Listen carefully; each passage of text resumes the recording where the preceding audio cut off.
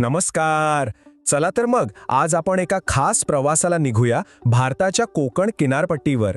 इथल्या वेगवान आणि एकदम वेगळ्या नद्यांची गोष्ट ऐकूया. बरं, तर आज आपण काय काय बघणार आहोत? आधी कोकणची भौगोलिक रचना समजून घेऊ. मग इथल्या नद्यांचं स्वरूप कसं आहे ते पाहू.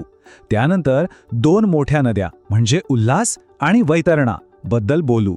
आणि मग उत्तर कोकणातून दक्षिण कोकणापर्यंतचा प्रवास करू. आणि हो, शेवटी या नद्या आणि शहरं यांच्यातलं नातंही उलगडू.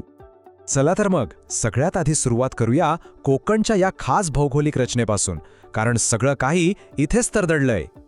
आपल्या या संपूर्ण चर्चेचा केंद्रबिंदू एकच प्रश्न आहे की कोकण किनारपट्टीवरच्या नद्या इतक्या लहान आणि इतक्या वेगाने का बरं वाहतात? तर बघा, कोकण किनारपट्टी म्हणजे काय, तर एका बाजूला अरबी समुद्र आणि दुसऱ्या बाजूला सह्याद्रीच्या पर्वतरांगा यांच्यामधली एक चिंचोळी पट्टी. आणि गंमत अशी आहे की आपण जसजसं उत्तरेकडून दक्षिणेकडे जाऊ तसतशी ही पट्टी अजूनच अरुंद होत जाते. म्हणजे उत्तर कोकण जवळपास 100 किलोमीटर रुंद आहे, तर दक्षिण कोकणात हे अंतर फक्त 40-50 किलोमीटरवर येतं. आणि याच खास भूगोलामुळे इथल्या नद्यांचं स्वरूप ठरतं. असं वाटतं जणू काही या नद्यांची समुद्राकडे पोहोचण्याची एक शर्यतच लागली आहे. आता हे समजून घेण्यासाठी सगळ्यात महत्त्वाची गोष्ट म्हणजे सह्याद्रीचा उतार. कोकणाच्या बाजूला हा उतार इतका जास्त तीव्र आहे की जणू काही एक मोठी भिंतच उभी आहे.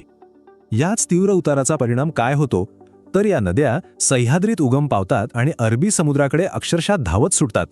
त्यामुळेच त्या लांबीने खूपच कमी असतात आणि त्यांना जमीन खोदून खोल पात्र बनवायला वेळच मिळत नाही, म्हणून त्या उथळ राहतात. आणि जेव्हा या नद्या समुद्राला मिळतात तेव्हा एक इंटरेस्टिंग गोष्ट घडते. त्या खाड्या तयार करतात. खाडी म्हणजे काय, तर सोप्या भाषेत नदीच्या तोंडाचा तो भाग जिथे समुद्राच्या भरतीचं खारे पाणी आणि नदीचं गोडं पाणी एकमेकांत मिसळतं. समुद्राचं पाणी नदीत आतपर्यंत येतं. बरं, आपण आतापर्यंत पाहिलं की कोकणातल्या नद्या लहान असतात, पण प्रत्येक नियमाला अपवाद असतो, बरोबर? इथेही दोन मोठ्या नद्या आहेत ज्या या नियमाला अपवाद आहेत. त्यांची लांबी 100 किलोमीटरपेक्षाही जास्त आहे. आणि या दोन मोठ्या नद्या आहेत उल्हास आणि वैतरणा. उल्हास नदी बोरघाटात उगम पावते आणि दक्षिणेकडून उत्तरेकडे वाहते. हे तिचं वैशिष्ट्य. ती वसई आणि ठाण्याची खाडी तयार करते. दुसरीकडे वैतरणा नदी त्र्यंबकेश्वर जवळ उगम पावते, पालघर जिल्ह्यातून वाहते आणि दातिवऱ्याची खाडी तयार करते. प्रसिद्ध मोडक सागर प्रकल्प याच नदीवर आहे. इथेच एक प्रश्न येतो जो अनेकांना पडतो.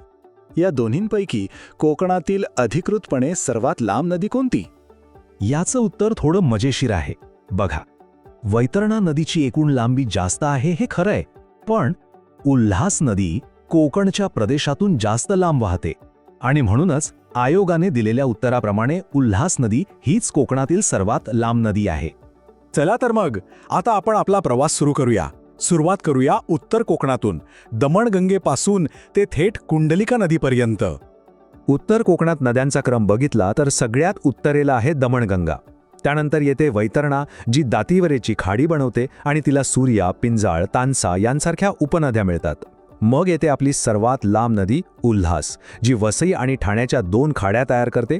आणि त्यानंतर दक्षिणेकडे पाताळगंगा आणि कुंडलिका या नद्या आहेत. आता उत्तर कोकणातून पुढे जाऊया दक्षिण कोकणाकडे. हा भाग तर आणखी अरुंद आणि तीव्र उताराचा आहे. सावित्रीपासून ते तेरेखोलपर्यंतचा हा प्रवास आहे. दक्षिण कोकणात तर नद्यांची एक रांगच लागलेली आहे. सावित्री नदी बाणकोटची खाडी तयार करते. त्यानंतर वाशिष्ठी नदी दाभोळची खाडी बनवते, तर शास्त्री नदी जयगडची. मग येतात काजळी, मुचकुंदी आणि काजवी. प्रत्येक नदी आपली स्वतःची वेगळी खाडी तयार करते. आणि हा प्रवास पुढे जातो शुक नदीकडे, जी विजयदुर्गची खाडी बनवते. मग देवगड, गड, कर्ली आणि सगळ्यात शेवटी येते तेरेखोल नदी, जी तेरेखोलची खाडी तयार करते. हीच नदी कोकण आणि महाराष्ट्राची दक्षिण सीमा ठरवते. अरे हो, पण मुंबईला कसं विसरता येईल? ह्या मोठ्या शहरातही स्वतःची एक नदी प्रणाली आहे.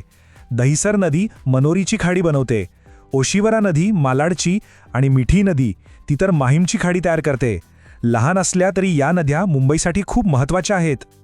तर या सगळ्या नद्या झाल्या, पण या नद्या आणि तिथे राहणारी माणसं, शहरं यांच्यातलं नातं कसं आहे, चला ते पाहूया. हे बघा, या नद्यांच्या काठावरच कोकणाची संस्कृती आणि शहरं वसलेली आहेत. ठाणे शहर उल्हास नदीच्या काठावर आहे, मुंबईचं नातं मिठी नदीशी आहे, महाड शहर सावित्री नदीच्या किनारी आहे, तर चिपळूण वाशिष्ठीच्या. राजापूर, कणकवली ही सगळी शहरं त्यांच्या नद्यांमुळेच ओळखली जातात. या नद्या म्हणजे या शहरांच्या जीवनवाहिन्या आहेत. तर या संपूर्ण प्रवासातून 3 गोष्टी नक्की लक्षात ठेवा. कोकणची उत्तर सीमा कोणती नदी ठरवते?